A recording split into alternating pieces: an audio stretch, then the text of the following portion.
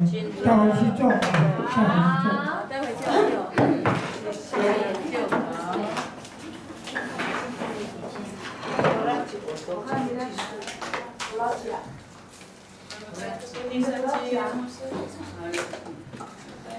原本是不是买那个球球的饼来给你们用，但是我想到学生还在用这个，我就把这个东西带过来，就给大家每个人一个。这个要留给学生用的，要留给学生用的。我们再留在上面，要留在教室给学生。好，最后我讲一件哈。他给学生用的了。对，留下来的。没事。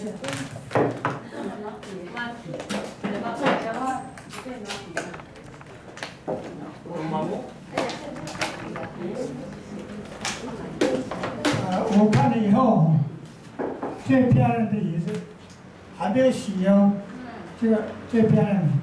最漂亮。为什么？你们都用水，对不对？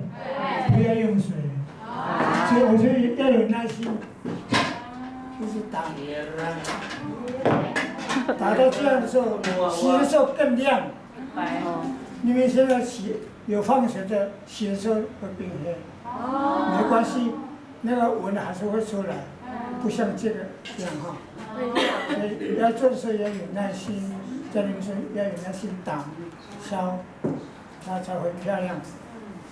然后那影印的还没来哈。有影这边的，影印资料吗？影印的在有在这里。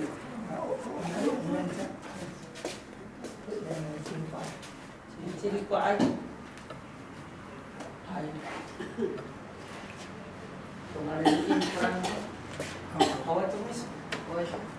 老人家已经做起来，有没有？有没有看到？原装有没有？就是一大棵树，背心呢？一直打，最后成这样，封起来，绣住。所以这个是以前老人家在穿衣服，的时候，也没有布，也买不到东西的时候，他们就用这种树皮当成他们的衣服啊。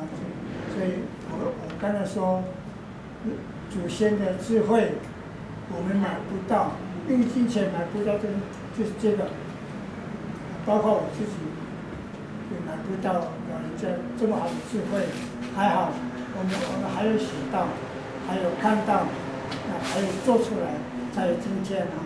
我还有机会跟学生一起教他们这种的我们原住民的文化，是买不到东西，希望老师也带给我们后代热心来做，我相信上帝祝福你们，愿上帝祝福你们，谢谢。哎，谢谢。